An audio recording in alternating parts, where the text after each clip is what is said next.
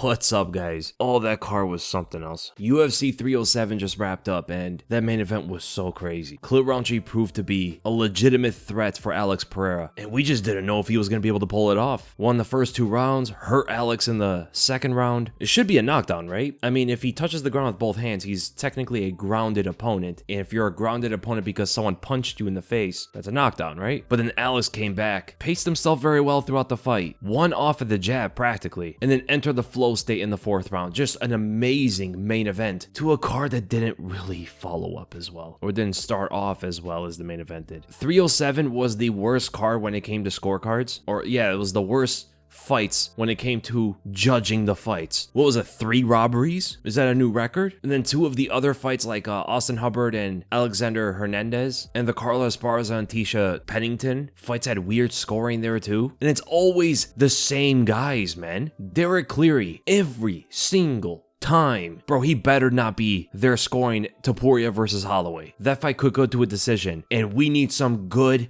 fight judges for that fight, because Raquel Pennington got robbed, Aldo got robbed, and in my opinion, Marina Rodriguez also got robbed. And even some of the finishes are weird, like Dolidze finished Kevin Holland due to a rib injury, and then he celebrated like he knocked him out. But I'm not gonna lie, Joaquin Buckley's knockout was pretty cool. Sad that was against Wonderboy though, man. I never want to see Wonderboy get knocked out like that. We had a referee that didn't care about eye pokes and fence grabs and all that sort of stuff. That referee for the Cesar Almeida fight is 100% gonna be reffing the John Jones and Stipe fight. And Chris Weidman's on that same card too, so he's gonna be there for multiple fights, because apparently he doesn't care about eye pokes. But let's go throughout each fight. So Alex Pereira defeats Khalil Rountree by a knockout in the 4th round. Body shot, uppercut. Powerful combination to end the fight. And Alex Pereira just goes on to show why he's the face of the UFC. Look at the kind of fights this guy puts on every single time. If you have any friends that don't watch MMA, the perfect fighter for them to watch first is Alex Pereira. And respect to Khalil Rountree, putting on an amazing fight himself, doing very well, better than anybody else besides maybe Jan Blachowicz at the light heavyweight division. I think he might be better than Jamal Hill, and he could beat Ihor, but Ihor Prochazka is so durable. He could just tough his way through and TKO Khalil Rountree. But Rountree's definitely got a lot better. He wasn't as wild as he used to be. Even a few fights ago against Dustin Jacoby, he was way more wild. A lot of outside step, left straights down the center, hit Alex with a flush head kick, which is crazy. And that goes to show you Alex Pereira is a durable fighter. At middleweight, when he's cutting like 50 pounds, yeah, he's going to be a lot easier to knock out in that weight class. That goes to show you that Israel Adesanya did not fight the best Alex Pereira. And if they fought at light heavyweight, I think Alex would knock out Adesanya. Bro's eating shots from Khalil Rountree and Ihor Prochazka and Jan Blachowicz. He's a different kind of fighter at light heavyweight. Patient, was pacing himself, allowing Rountree to explode and exhaust himself, because Rountree's never been to 5 rounds, right? And I don't think he's ever fought in elevation, where Alex has against Jan Blachowicz. So he understood the preparation for Salt Lake City a little bit better than Khalil Rountree, most likely. And just a beautiful fight off of the jab. You don't see a lot of that from the light heavyweights. And it was pretty much all based off the fact that Khalil wasn't hand trapping. He wasn't fighting the lead hand of Alex Pereira, the usual opposite stance fighters do. And honestly, for that performance from Khalil, he should go up in the rankings. To do that well against the champion when you're number 8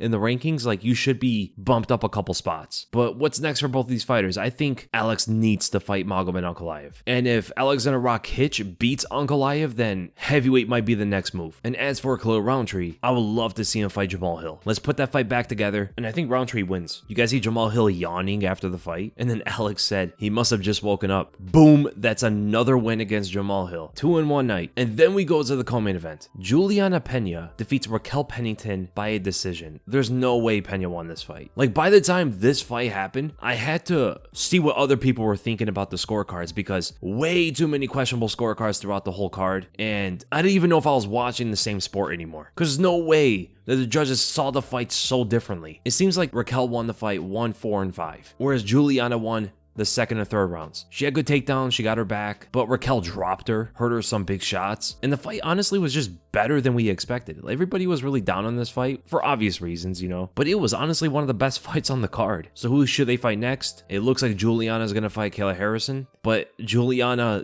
didn't even call her out. She called out Amanda Nunes. What's the ducking? Amanda's retired. She ain't coming back to fight Julianna Pena. Amanda said the only fighter she would come back for is Kayla Harrison, and that's a maybe. And after that fight, I think Kayla Harrison will become the champion. And as for Raquel Pennington, I guess have her fight Norma Dumont, and the winner of that gets a title shot, because Raquel, if it wasn't for Kayla Harrison, she should be getting an immediate rematch, just because of how that decision was. But they're trying to have Kayla Harrison become the champion. She's like the only fighter bringing some kind of interest to that weight class, so they would need someone like that to be champion. And then we go to Mario Bautista defeating Jose Aldo by a decision, another robbery. This was the most frustrating fight I've ever watched in the sport. I've been watching MMA. Well, the first fight I watched was probably way back in like 2007, but I've been consistently watching the sport since 2011 when Anderson knocked out Vitor Belfort. This fight with Bautista and Aldo is the worst fight I've ever seen, or like the most frustrating fight I've ever seen. I'd rather watch the Esparza and Rose fight over Bautista's performance. At least with Esparza and Rose, you can kind of like lay back and get a snack break, you know, go to the bathroom and stuff, you know, talk with some friends. But no, when Bautista's fighting like that, you can't help but just be upset. You're like, why is that on my TV?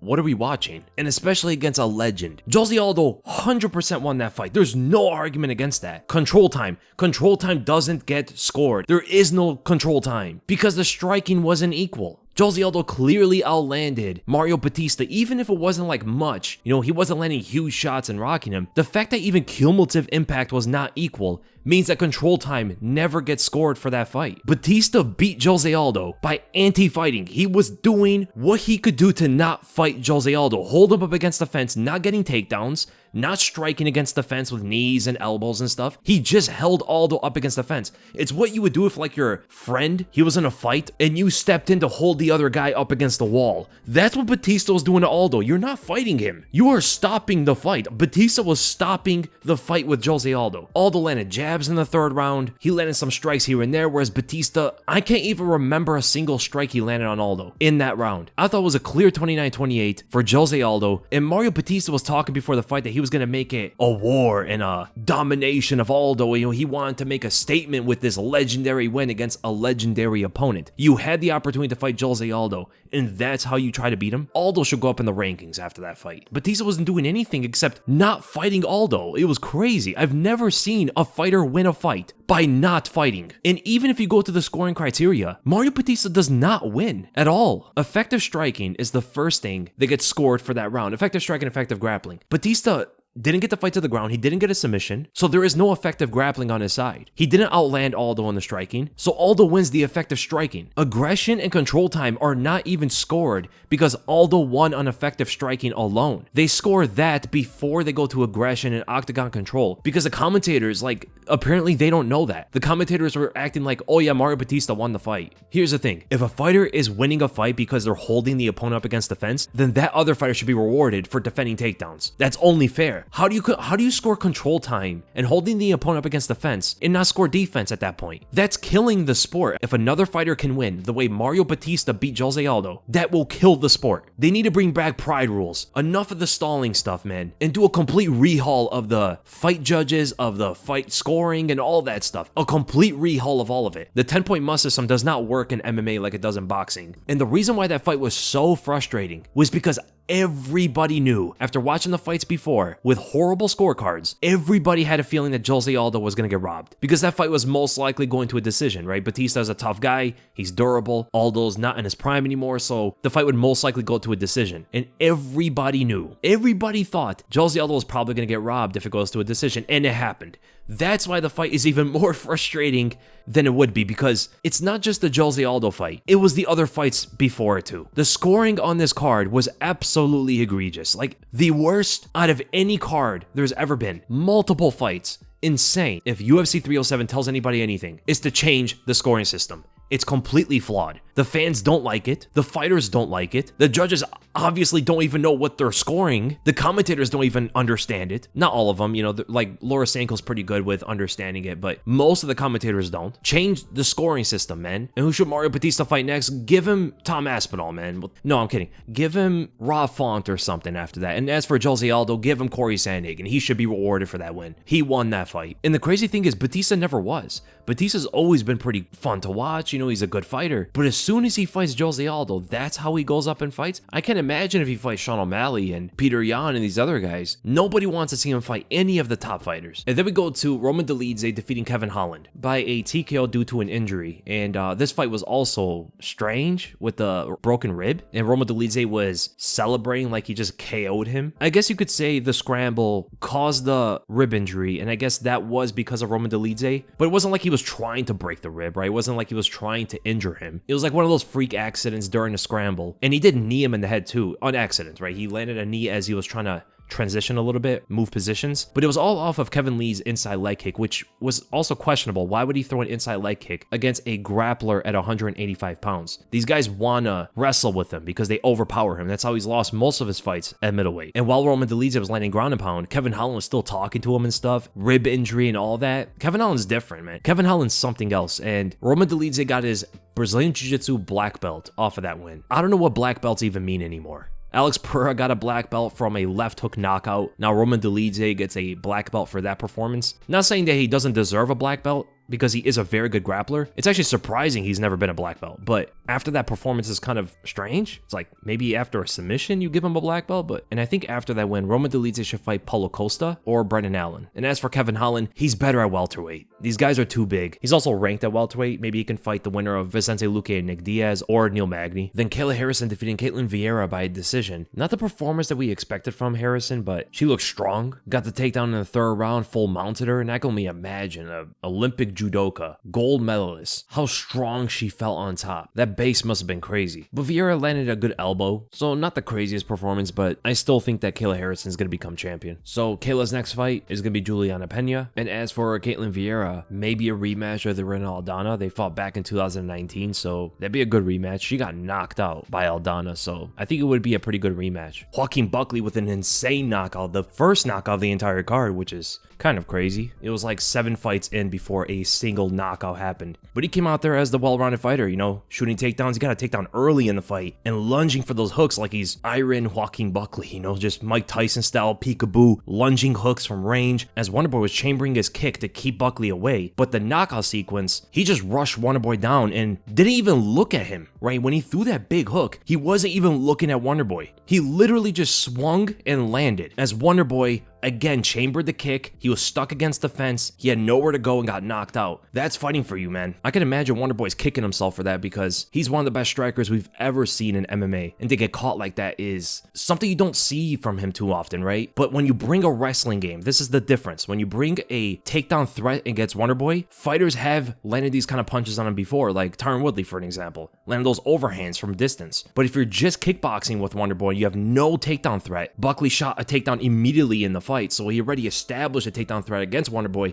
to make the striking a lot easier for himself. Without that, it's very difficult to strike with him, even at his old age. It's a routine I've been saying for a little bit now where a takedown threat is one of the best bases for striking in the modern era. I feel for Wonderboy, man. I hate seeing him getting knocked out like that. I think it's only the second knockout loss of his entire career. The other one was Anthony Pettis. But Wonderboy has nothing left to prove in his career. He's an amazing welterweight, a legend of the sport, has had amazing wins, defeat elite fighters like Johnny Hendricks and Rory McDonald, and arguably could have won against Tyron Woodley too. A lot of people thought that he won the rematch. So he could have been the welterweight champion at one point of his career if just like one of the judges saw the fight differently and showed us some of the best striking we've ever seen in the sport. If he retires, that'd be amazing, you know, but he loves the sport too much. I think he's going to continue. And maybe, depending if Michael Page fights anybody, I think that fight should be his retirement fight. If Wonderboy's looking to retire in his next one and have like the whole highlight reel after the fight is over, which they are doing a lot these days. They did it with Michelle Watterson, Robbie Lawler. They also did it with Carla Esparza. If that's a normal thing for retiring fighters, maybe his retirement fight should be Michael Page.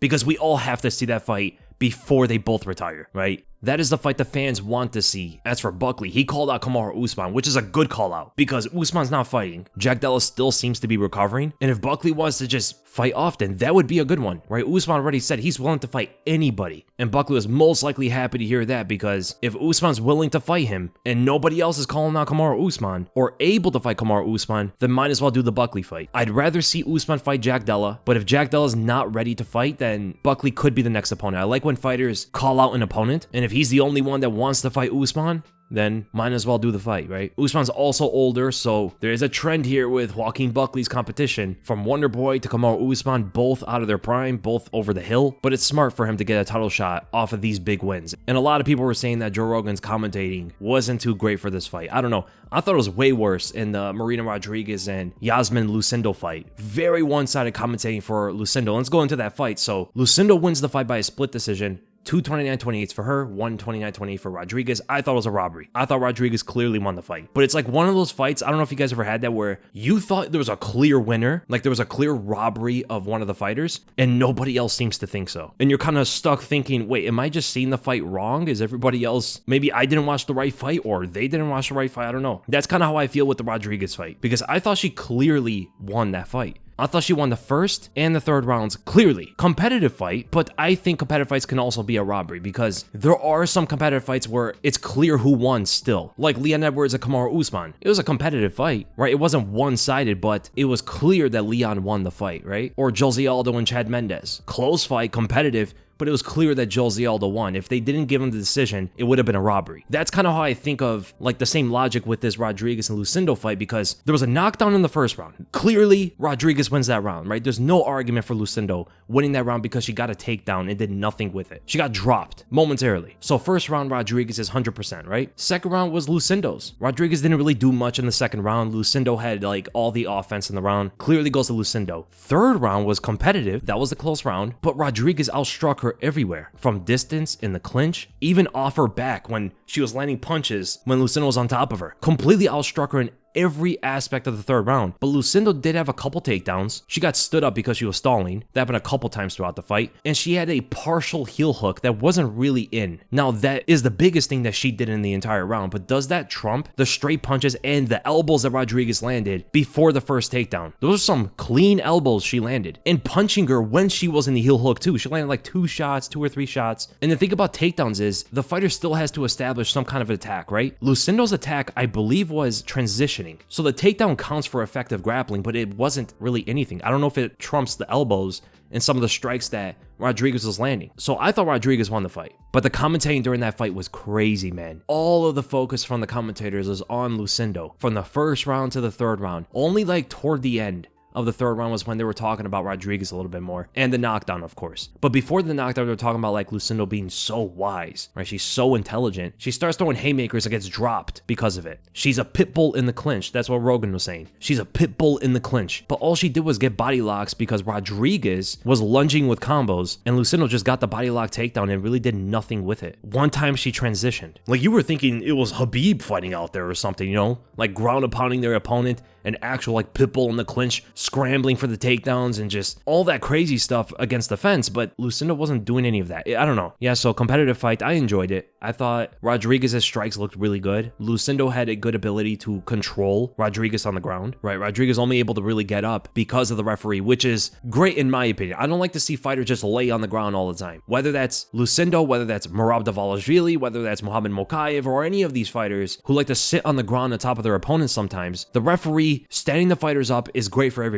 It reminds me of like the Pride days. If they bring back the yellow card, then it would be exactly like the Pride days, and no elbows, of course. I love that rule set that they had, man. There was no stalling. Like most of the fights back then were so entertaining. And if the referees start being a little bit more engaging with standing fighters up who want to just lay and pray, that would make the fights so much better, man. And speaking of refereeing, we'll get into the Cesar Almeida fight later, because apparently you could just poke people in the eye, right? You could just poke your opponent in the eye and no point deductions, no disqualifications. Why isn't every fighter doing it? You can land combinations and TKO your opponent with them. Why aren't every fighter throwing eye pokes? And they're going to get that referee for the John Jones fight, 100%. But we go to Alexander Hernandez defeating Austin Hubbard by a decision. Another close fight. I had Hernandez winning as well. I gave him the first and second rounds, and I gave Austin Hubbard the third round. And this is another fight where it just shows that the scoring criteria is just so flawed, because not every round is the same. Not every round is 10-9, and not every 10-9 is the same. So that third round was way different than the first and second rounds. Austin Hubbard caused so much more damage, landed so much better shots in that round compared to any other round. And that goes for the Rodriguez and Lucindo fight as well, because that first round had a knockdown. It was the biggest thing to happen in the entire fight by far. Like nothing else in that entire fight was equal to that. But it's still a 10-9 like every other round. That shouldn't be a thing for any fight, but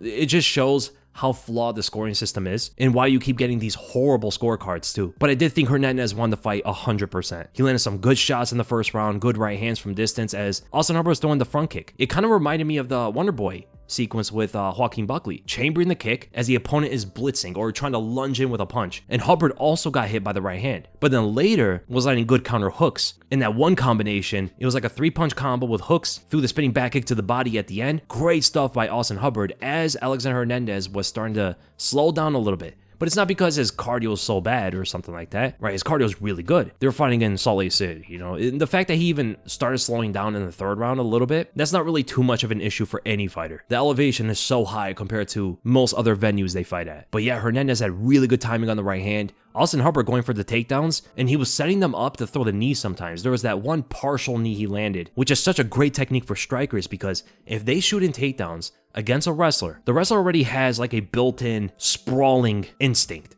If they see a takedown, they have this habit and this instinct to sprawl really hard or react by exploding against the takedown, but that could line up a knee for the striker. If they just fake the takedown, wrestler sprawls, throw a knee or an uppercut would be amazing. Like Chad Mendes, who is a wrestler, he used to do that. And it's crazy we don't see more strikers using that against wrestlers because I think it's an amazing technique for strikers, man. Yeah, but great fight by both Hernandez and Hubbard. One of the best fights on the entire card. Both guys looked really good out there, right? Even though Hernandez won, Austin Hubbard looked really good too. Then we go to Cesar Scissor Hands Almeida defeating Ihor Potieira by a unanimous decision. He should have been disqualified. What was that? 4 eye pokes, a low blow. The ref even pulled Potieira off of the fence when he should have allowed him to fight in there after all the eye pokes. And the crazy thing is Almeida looked like he was the better fighter. He was landing counter shots, but kept extending his fingers. And it probably is because he's not used to the 4-ounce gloves yet. Maybe because he comes from kickboxing. But even after the referee wasn't taking points away or disqualifying him, he was still extending his fingers out there. 1 eye poke should be a point deduction. 2 eye pokes should either be 2 points deducted or a disqualification. 4 eye pokes, he should get disqualified in his next fight too. And then we go to Ryan Spann defeating Ovince Preux by a submission in the first round. When Ryan Spann's not going up against like top ranked fighters, he looks like a world beater. But he did say that he is more focused and wants to be more consistent. So maybe Ryan Spann can finally realize his potential and start winning these big fights. He did land the right hand, got the guillotine without even like a full body control. Very tight squeeze. And the guy is talented, man. He can absolutely get somewhere if he's more composed in the striking. I think his next fight should be Alonzo Menafield. Then we go to Tecia Pennington defeating Carla Esparza by a decision. Very, very close fight. And it all really came down to the third round. Tecia landed a lot of leg kicks. Carla Esparza was not checking those whatsoever and wasn't even trying to counter them with takedowns like she usually does. She's usually very good at actually grabbing kicks and taking the opponent to the ground, but spamming leg kicks and not seeing her doing that at all really showed that she was definitely thinking about retirement, because a prime Carla Esparza, you know, fights very, very differently than that, or at least would capitalize on the leg kicks, especially when the opponent is just spamming them. But she did eventually get the takedown at the end of the round where she had more urgency, landing big elbows. Where was that for her entire like career? Throwing elbows like that? I've never seen Esparza ground and pound so viciously like she did in the last 20 seconds of that fight with Tecia. And they gave Carla Esparza I guess it's the new retirement treatment where they show the highlight reel and all that sort of stuff. I don't mind it, you know, if they're doing it for every fighter that retires, that's pretty cool. They started with Robbie Lawler, I think, right? But Carla Esparza is a pioneer. She was the first strawweight champion, which was, for a long time, the only good weight class out of the female fighters. Not the most exciting fighter, but she did win against really good fighters, while also being naturally smaller than all of them. Carla Esparza should be in the atomweight division. She's very small, and to see her perform that well, become a 2-time champion, both times against Rose Namajunas, which is pretty interesting. But she has so much success in the strawweight division, it is quite impressive, you know? Now, if she was like a really big fighter and getting those boring decisions, that would be a little bit different. But congrats to her for a great career. And I saw some people say they didn't do it for Tony Ferguson though. They didn't do the highlight reel thing. Well, Tony only half retired. Remember, he put one glove down and kept the other one, whatever that means. Then what about Court McGee getting the rear naked choke in the first round against Tim Means, man? That was a fun fight. They were both scrapping in the clinch, and Court McGee looked pretty good out there, man. Awesome to see these veterans perform like that. And that was his first submission win in 14 years. The last time he submitted an opponent was Ryan Jensen back in 2010. He hasn't had a single finish since then. I've always been a fan of Court McGee and Tim Means. Both these guys have been awesome. And that's pretty much the end of the video, guys. I hope you guys enjoyed it. What'd you guys think of the card? What would you rate it out of 10? Best moments of the card, which is most likely the main event. I hope you guys enjoyed it. Have a great weekend, guys, and I'll see you in the next video.